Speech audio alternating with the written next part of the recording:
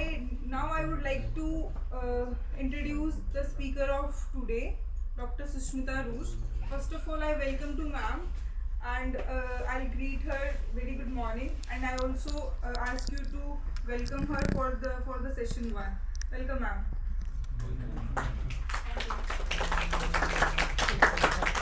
I will introduce Dr. Sushmita Roosh. She is the Faculty of Engineering Lead at UNSW Institute of Cybersecurity and Associate Professor in the School of Computer Science and Engineering at UNSW Sydney. Her research interests are in applied cryptography, post-quantum cryptography, blockchains, and privacy-enhancing technologies. She designs practical, efficient, and provably secure protocols that can be deployed in real-world applications.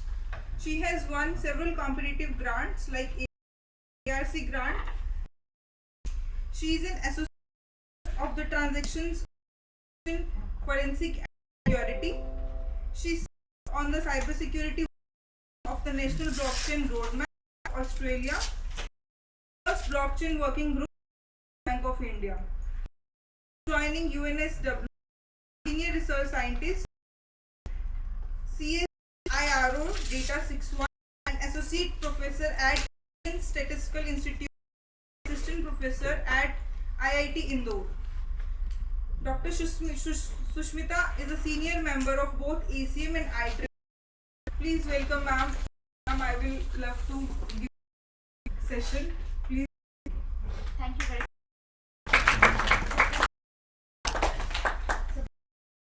What I'll do, I'll just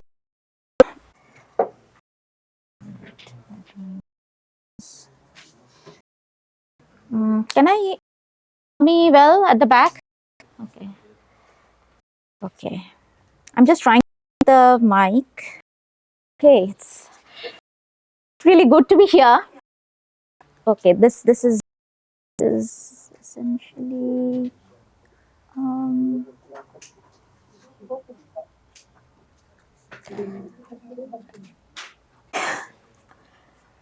okay, sorry for the glitches. I'll start this talk, but before I start the talk, I just want to get a little bit background about you. So, how many of you have been introduced to blockchains before? Okay, you can raise up your hand. Yeah. Okay, good. So not many of you. So what I'll do today and throughout this course is that we'll take you we'll give you a gradual introduction to blockchains, and then we will talk about this Internet of Things and why Internet of Things for blockchains. So within this course, you would see, some of the fundamental concepts about blockchains, and then we will gradually introduce some of the applications. So, throughout this period of 1 week, you would see a mix of different things. You would see some real hardcore techniques in computer science that have important to bring together blockchain technology. And then you would see a number of applications which use blockchain, and especially IoT applications. Okay, so how many here have studied computer science or engineering? Currently studying. Okay. So most of you. So this is a very fascinating area, I have to tell you. And the reason is that, okay, so what are your backgrounds around? So are you undergrads or undergrads? Okay, so you would see in this course, you would see some of the very nice actually studied to really build applications. So as computer scientists, computer engineers, we learn nice concepts, data structures, algorithms, networks, and here you will see all of them coming together and many more. So this is a very, very interesting topic that we will be going through in this 1 week. So whenever you have questions, please stop me. We want this class to be interactive. I want to listen to you. I want to get your feedback about things. And also during this 1 week, feel free to interact with one another because we learn together. Okay, so when we are in this cohort, we will learn together by sharing whatever we are learning amongst ourselves. So at any point of time, if you have questions, please ask. And even between in between the breaks or after the class, please feel free to talk to each other and discuss. Because the more you discuss, you will see like there are many interesting things that can emerge out of this. I will talk about the plan for the entire week, but before doing that, I will talk about blockchains and give you, a very basic rundown through what is blockchain, what is involved in blockchain, what do we do, why is everyone talking about blockchains, and we'll gradually see how we are going to progress throughout this week.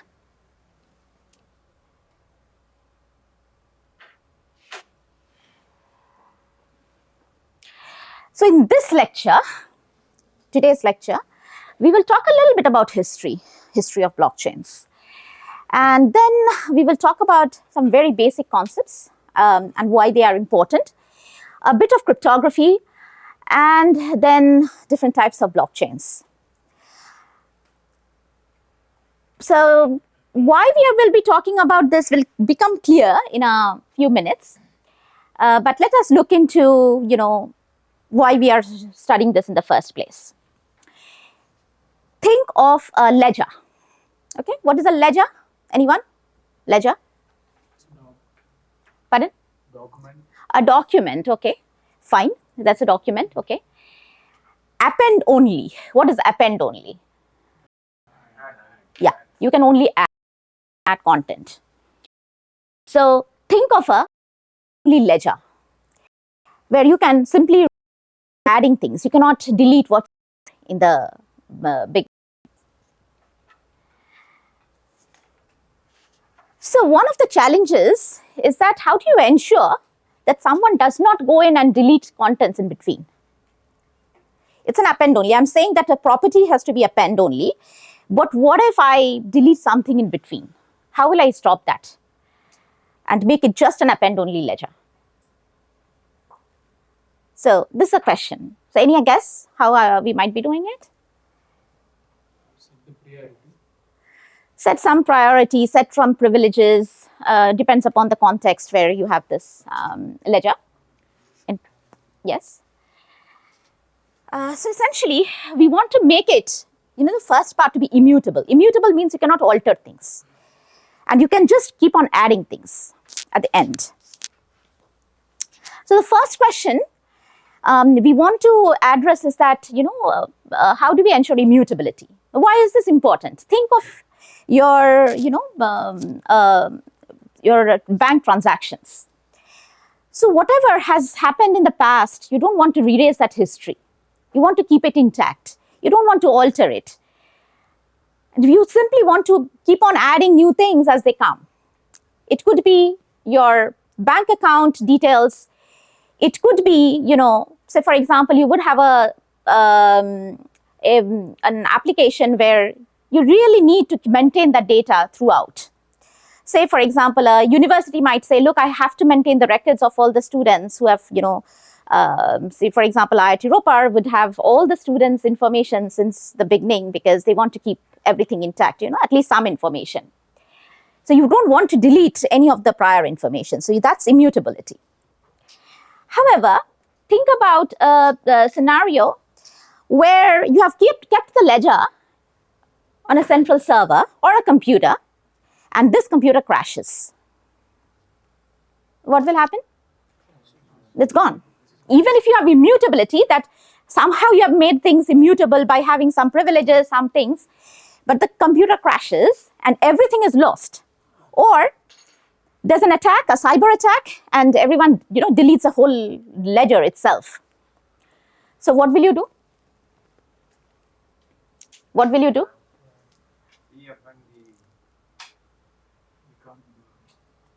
What will you do? First thing that will come to your mind is that? Backup. Good. Backup. So you'll keep a backup. And what if I delete the backup? I can delete this, I can delete the. So essentially, we want to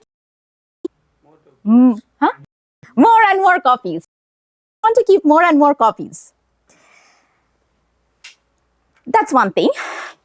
But then we also want to make sure that whatever is happening is recorded on the blockchain not the blockchain, but this ledger correctly. So for example, whatever marks you have received in your exam, this is documented properly. And there's no one who has changed your marks while it was being documented. So you want everything that is being documented on the ledger, or maybe a transaction, the correct transaction amounts, the correct transaction information is maintained on the ledger. It's not tampered with. It's documented correctly. So this is important.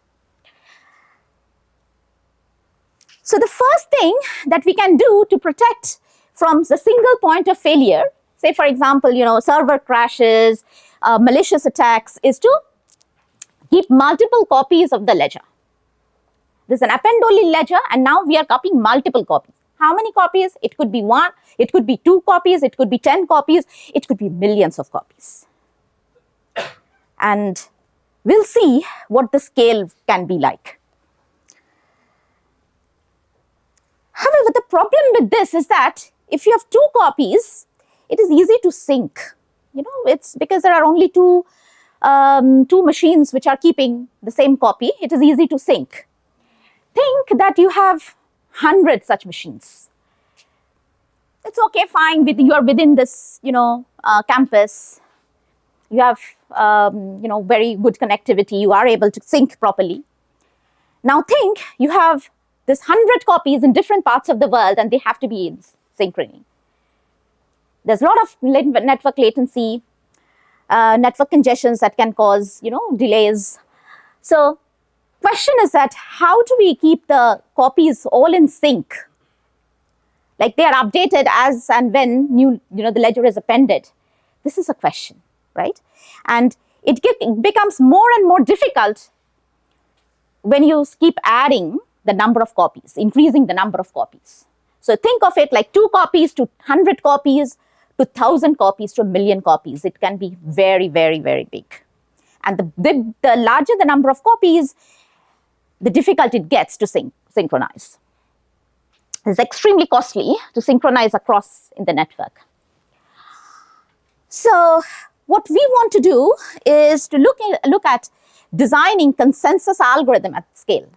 So this synchrony also has another name. It's called consensus. We come to an agreement that all the ledgers and all the machines, all the copies are the same. Okay? And it's like, I'm talking to my friend, I'm just sending information to my friend. That's easy. With 3 friends, it's also easy. In a network, which is really big and very, it's very vast, it's scattered across the world, it's not very easy to have that agreement among the different machines who are storing that ledger. All the more difficult because there could be some ledgers, some of these machines, which can get corrupted. There could be malicious attacks. Someone might say, no, look, we don't agree with whatever you have written in the ledger. And, we don't want to sync it according to what you are saying. So how do we deal with such nodes? How do we deal with such computers who don't want to be in agreement, who do not have the capability to be in agreement? So various reasons. It could be malicious. It could be that they are, temporarily, then they are faulty or whatever reason. But having these consensus at scale. So this is very important, at scale. Because in computer science, we do things at scales. When we are thinking of algorithms, you don't take a small set and small input and say, look, oh, it's running well. You always say, look, it has to scale, right? So this is very important to us, at least computer scientists, that everything should be at scale.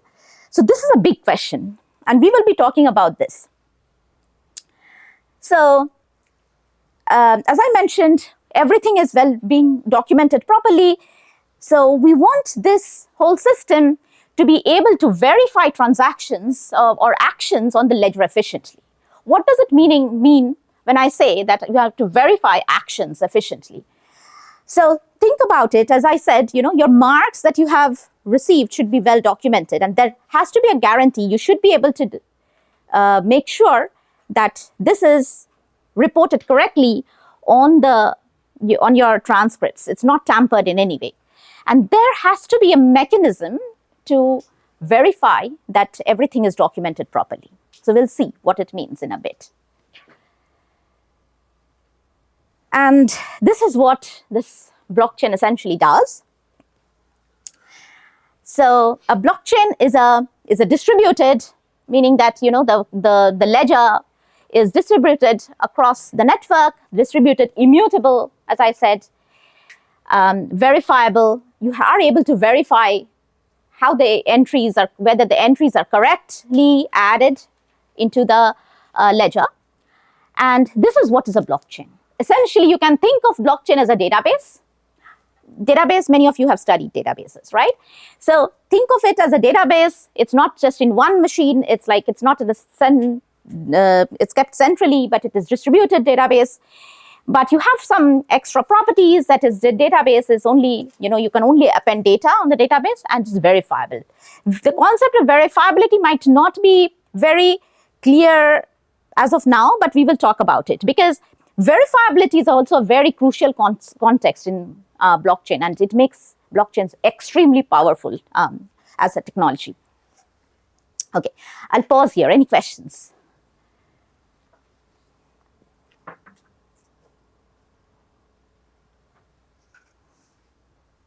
Okay. I think many of you were born when this happened. So 2008, there was, the financial market essentially crashed. There were a lot of companies, a lot of banks, which really went bankrupt. And there was extreme turmoil in the financial situation, not just in the US, but all over.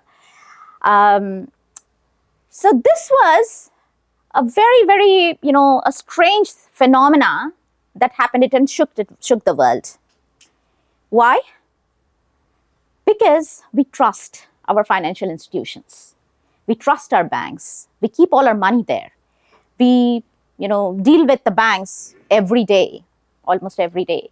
Now think about it, that this entire situation has crashed, and it's an extreme situation where people are really disoriented because they don't have faith in that financial institutions anymore. Okay, because we really trust our banks, right? So this was a very, important event that shook the world, and it's one of the events I would say was really apt, was the right moment when the blockchain technology just came in. And everyone embraced the technology, because they had lost faith in the traditional centralized financial institutions.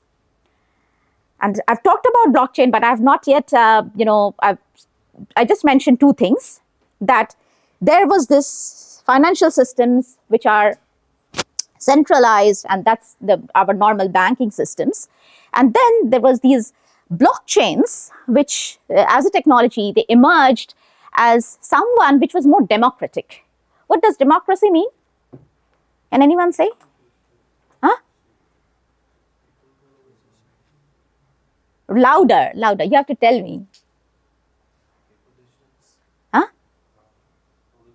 Rules are provided by the people who are selected. Yeah, exactly. So essentially, we want to have the democracy. We want not just one person dictating things. We want everyone to take a collective opinion, and they make decisions collectively. So from this, the blockchains, people started thinking that we want a system which is more democratic. We want a system which is not centralized. And we want something else. And it was at the right time when this extremely interesting piece of work had just emerged. So late 2008, this was a technical paper that came about, which said like a peer-to-peer electronic cash system. Peer-to-peer means it's like, all of us, we are just communicating with one another. Peer-to-peer as in, what could be another example where of a peer-to-peer network? Can anyone say? Huh? Louder. Bluetooth. One-to-one communication. One-to-one communication. So, for example, some of you would have used BitTorrent, for example. It's a classic example. So, with the peer-to-peer electronic cash, it made it much easier for, for transactions to happen, one-to-one, instead of relying on a centralized entity or a bank. And this was kind of revolutionary. It was not, I would not say revolutionary, because there were a lot of work that I'm going to talk about, which were precursors of this Bitcoin. But it came at the right place. People were ready to accept this technology. So it's one of the examples where, sometimes it happens that, it's just there, but no one is accepting it. But then at the right opportunity, people are very willing to accept. And this was a time. So the financial market had crashed. Bitcoin came into the picture, and it promised that we are not going to rely on centralized institutions, and we'll take over all by ourselves, like we the people. And this is quite an interesting thing. And this person, Satoshi Nakamoto, whoever that person is, or a group of person, it's not really known who this person is who wrote this piece of work. No one knows till now. Different people have claimed to be Satoshi, but no one knows for sure who he or she is, or is it a group of people? And it's very hard. I mean, people have tried very hard to prove themselves, but, they have not been able to. So Satoshi Nakamoto published this paper, which essentially laid the foundation of the blockchains. However, there were a lot of things actually. So people don't come with a technology like this in one day. There were a chain of things that happened before Bitcoin emerged in 2008. And by 2009, Bitcoin had their, clients running, up and running. So that was quite interesting, how quickly things have progressed. So 2009, and we are 2015 to 2025. So it has been quite a long time. But we have seen like extremely fast movement in this sphere, in this technology. So what led to Bitcoin? So the precursors one of the precursors is this eCash by David Shum. And David Shum was is a cryptographer, and he is known to have designed many things. Couple of things, more important things is that, how to protect anonymity, how to do this peer-to-peer, build this peer-to-peer electronic money, and so on. So, and there are many other cryptographic protocols that he has also designed. So this early works of this technology is rooted in this eCash, which is quite old in 1982. So around 1989 or so, he launched his company, which is called the DigiCash. It was there in the market for a very long time, I think 1998 when it was closed. And then there was this paper from NSA which talked about this this type of peer-to-peer currencies. And then there was a follow-up work by Nick Szabo who said, there was a BitGold. So there were a lot of things happening in the community all at the point. There was another interesting thing that happened, which was this 1994 surety was a very interesting thing. What they did was that they had this mechanism for time stamping, and I might be talking about it later. So this secure time stamping is another thing that is used in blockchain. I will come to it during this whole week. And then this surety solutions came into force, which essentially does, builds one of the backbones of this blockchain technology, and it relies on something called secure time stamping, meaning that I'm keeping a track of all the things that happened. I'm keeping a timestamp of things that happened, and what I do is that I keep a small digest of that information and publish it. So surety, what they did, they used to publish a newspaper. And what it means to publish is that once this series of things have happened, I take a short digest of it and I publish it, meaning that once it is advertised, no one can change it, right? And every week it's essentially going to publish it, meaning that whatever has happened during this period of time, it is all documented. No one can change it. This is very important and very, very, I would say, a very strong concept. However, all the basic structures or backbones were laid long ago, 1975, 1970s, when digital signatures and hash functions were constructed. So cryptography was actually, seeing a lot of activities at that time, which was coming to public. Earlier, it used to happen only under closed doors, mostly for military purposes, and so nothing was put in the public domain. It was only for military, and gradually cryptography was also seeing the light. Were coming to in a commercial kind of a setting, or known to made public, because everyone understood that cryptography is not just for defense; it is for everyone. 1998. This is also a famous problem that we will be talking tomorrow about the Byzantine generals problem, which essentially, as I told you, that laid the consensus background or the basis for consensus algorithms. The other thing that came into was also a precursor is this proof of work, concept of proof of work. Essentially what it means that, I'll give an example. So think of spam filters. So what you do is that, often you might see that there's a lot of these emails which are the spam emails, right? So essentially, this was the proof of work. Essentially means like you have to do something to prove that you are the valid person, and you cannot use. So someone who is sending this spam, they have to really do some work. So no one is bothered, right? Why would I do this extra work? So that demotivates them to send all this information. And then Bitcoin emerged in 2008. But all this background was laid long back. It did not happen in a day. So Rome was not built in a day. Bitcoin was not built in a day. It took a lot of nice, interesting concepts to build Bitcoin. What I'm trying to say now to you guys is that maybe in 10 years' time, there would be another technology that one of you might be developing, or helping to develop. And all these core concepts that you are learning now, these will be beneficial to do that big task. No one comes with that idea just like that.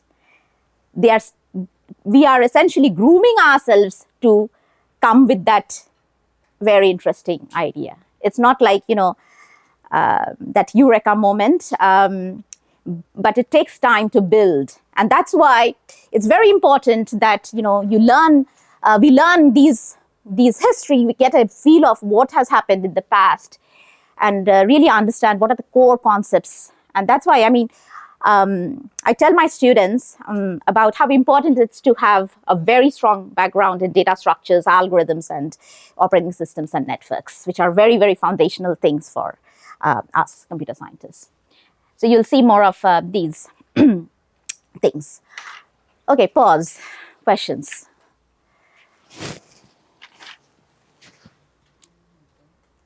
Some of the very integral concepts are immutability, how to achieve consensus, and essentially it ties very well to security, scalability, and performance. So we need security, meaning that you can't tamper any of the previous information. We need scalability. It should be scalable. So whatever your database is, it should be extremely scalable. Everyone should be able to access it and very, very quickly. We are looking into database, we are fetching records from the databases. It should be very fast. Even when you're adding new information into the database, it should be very quick. So all these things are really important. Privacy, I have left it in blue, and I'm not going to talk about privacy so much now, but think about it, why privacy is important. Think about all your bank transactions. Would you like your transactions to be in the clear, available to all these people in the network? Would you? No. So that is where privacy becomes very, very important, that no one, whoever is seeing or whoever is maintaining this ledger, because it's no longer with one entity whom you really trust. It's actually in the network. And if you ask me, who are these computers that I've showed all around?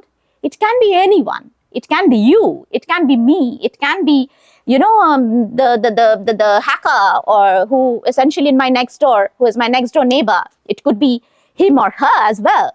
So we don't know who is keeping this ledger, and we don't want our information to be known to these people who are maintaining it. So privacy becomes really crucial. I'll talk about privacy later during this week.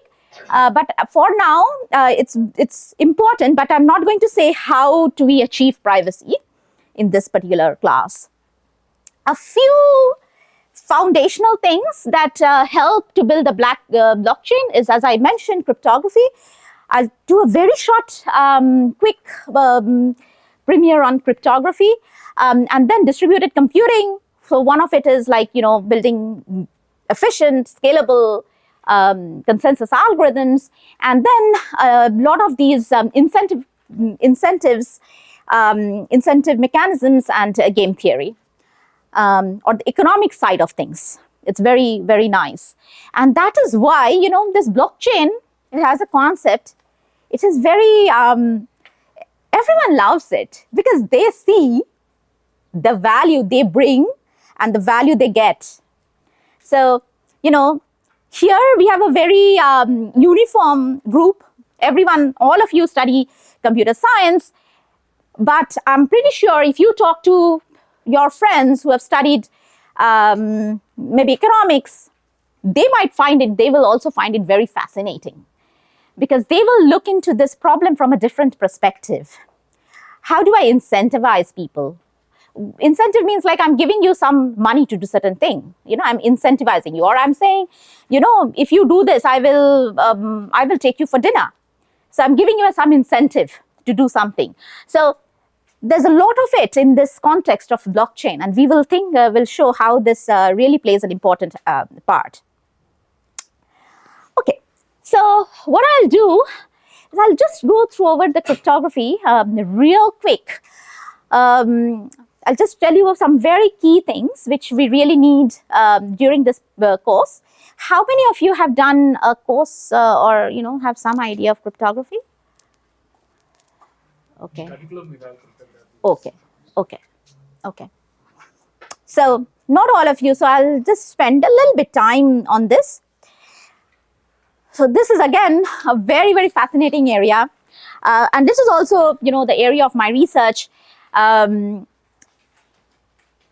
Maybe I'll pause. I typically give a background. I'll give a background on why I got into blockchain, and maybe this is the place where I will talk a little bit about cryptography and why blockchain becomes very intuitive for cryptographers. Let's talk a little bit about cryptology, or the study of secret writing and study of breaking codes. So the word crypt means hidden. And cryptology, the study, logy means study. So there's cryptography. It comes from two things, cryptography and cryptanalysis.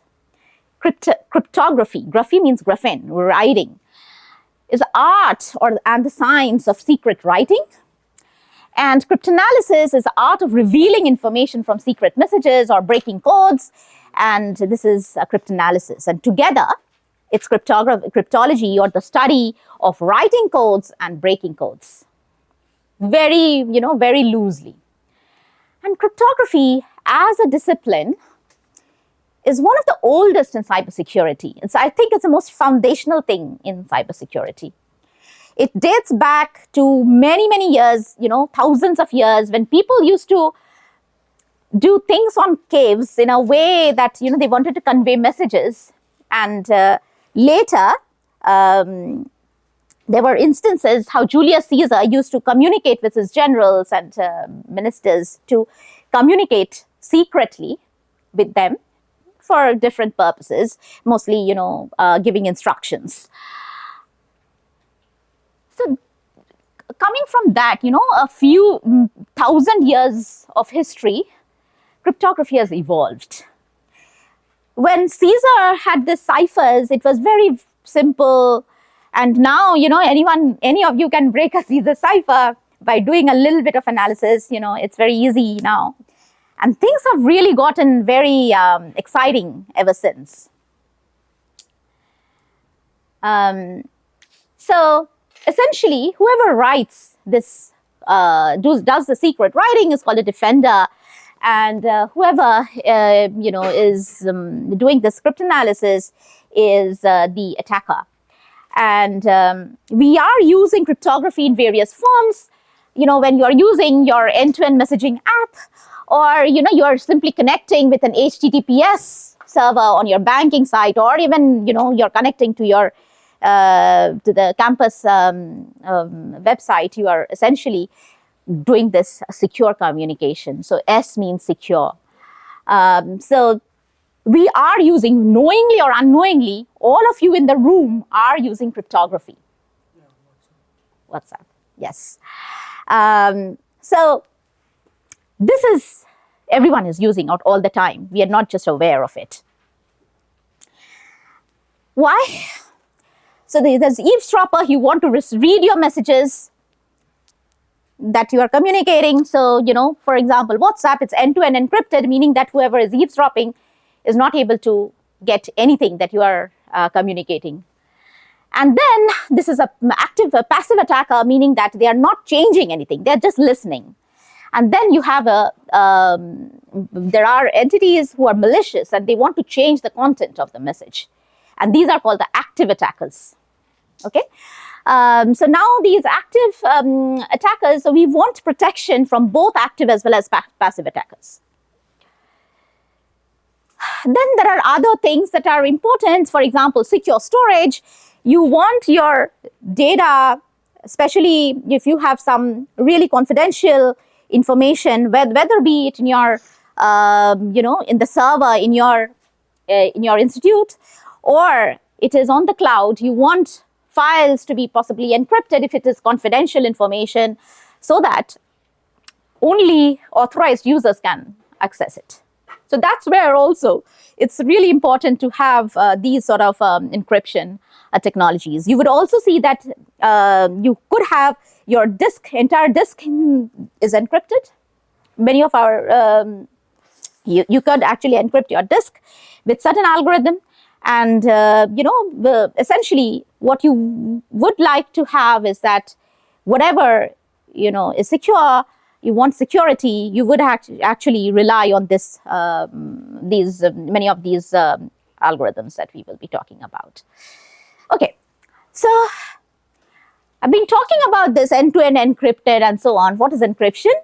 Essentially, encryption is to garble a plain text message in a way to get a meaningful, so that no one can get a meaningful information from this garbled message. So you're changing the message in some way. So what can I know from this garbled message? If I look into some gibberish, I should not be able to get the plain text. So the gibberish message or the garbled message is called the ciphertext, and the original message is called the plain text. And you have important questions to ask. Is that, you know, you are say communicating over on WhatsApp, and someone is reading your messages and being able to see what all you have read of everything, you know, everything, or just one question. And this could be something very sensitive. Maybe you are just saying what your salary is to someone who, and you don't want anyone to know about it. Can I look into the garbled message and just get that piece of information? I don't get anything else, but even getting that piece of information, I don't want that to happen, right? When I say end-to-end encrypted everything, you know, you don't get anything out of it. You just don't get not only the entire message, but anything. If you get even a small bit of message or, you know, small bit of information, that's not what you are that's not what is desirable. So for example, adversary, if you are talking and you know, the adversary comes to know your date of birth, but other things are hidden, even that is not a good thing to have. Okay, so there are some building blocks when it comes to encryption. Essentially, what happens is that if you are, so this is Alice and Bob. So in cryptography, these are the two people whom we can identify with all the time. So mostly you will see these names coming up again and again. So Alice and Bob, they have a common secret key. Somehow they have got it. For the time being, just assume they have been able to get some secret key. And what Alice does, she encrypts a message, which is M, with the key K, and Bob knows the same key K, is able to decrypt this message. Now, take this encryption algorithm, decryption algorithm as black boxes. We don't worry about them. Think of them as functions. Just abstract out that thing. The inputs are the message and the key. Similarly, for the decryption algorithm, it takes a ciphertext. Okay, so the encryption takes a message and the key and spits out the ciphertext. The decryption algorithm takes the ciphertext and the key and gives you back the message. Now, what these algorithms, encryption and decryption, looks like, we don't worry about them. And again, these are well standardized algorithms that are typically used in our systems. One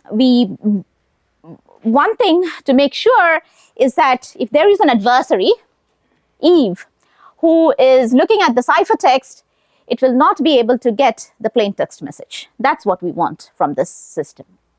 Okay, pause. Question? The way hackers can find the key and decrypt the message. Yeah, good question. How can hackers find the key and decrypt it? Possible. It's possible. And there are different ways to do it. It could be as simple as, you know, just coming to me, showing me a gun and asking me for the key. Very simple. Or it could be much more a way that, you know, you are using some kind of a, pardon? They're using any hacking algorithm. Yeah, any hacking algorithm, or maybe just reading the, you know, looking over my back to know my password, and somehow deriving this thing. That's also possible, but it could be much, much more sophisticated. Because the algorithms that are typically used, they are also sophisticated enough to be able to really find out the key. So the beauty of these things is that the algorithms are so developed that it's not very easy to guess what the key is. And think about it, it's like a very, very long key. It's not just a digit, or it's not like a very small string. The strings are really big. The key lengths are big, 128 bits, 256 bits, and could be, you know, not very easy to guess. okay?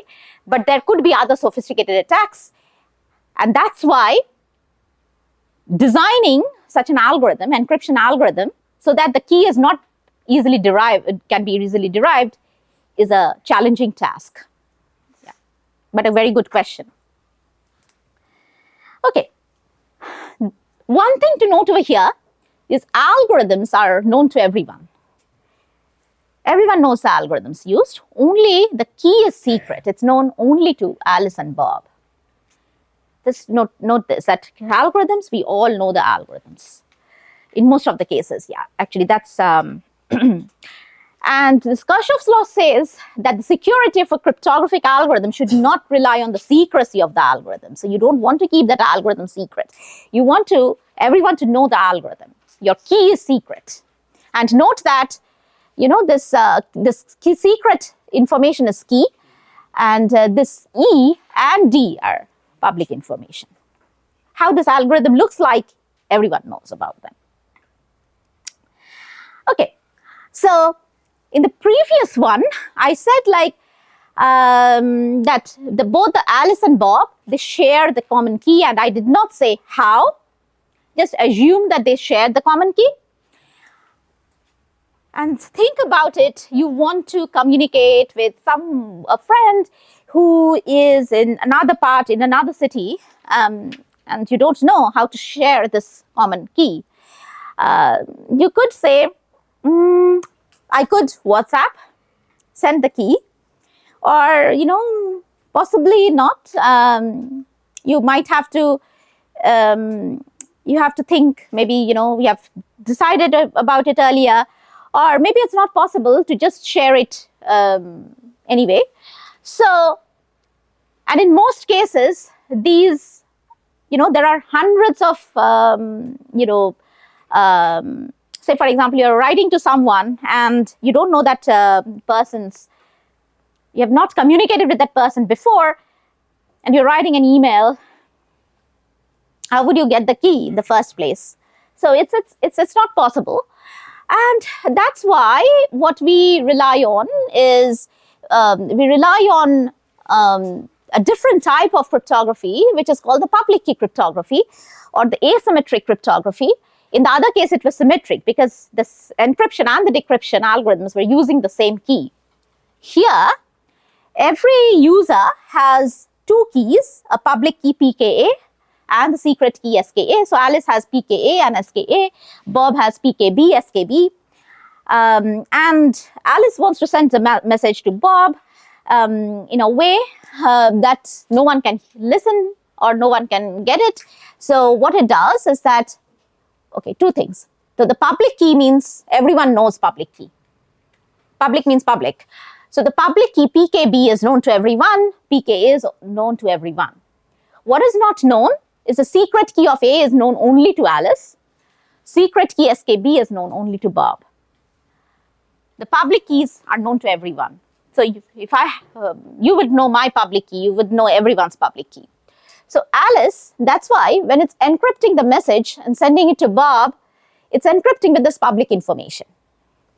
And the algorithms are so designed that only Bob can decrypt it only with its secret key.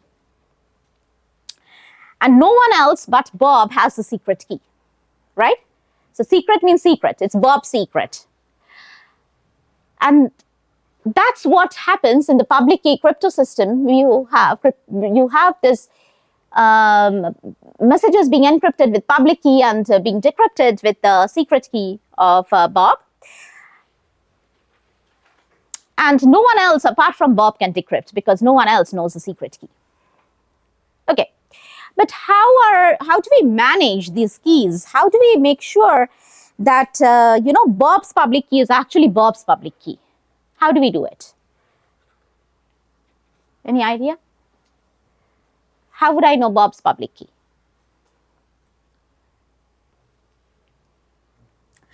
And who would give, I mean, how is this generated? Where the keys are generated? So we rely on this trusted authority or the TA, which generates this public key and secret key, and it gives a certificate.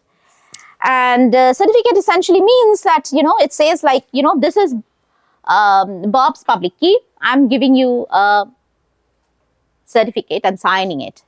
Everyone trusts this trusted party, and that's why it's called trusted authority. So the trusted authority signs the certificate and says, look, this is Bob's public key. And this is the algorithm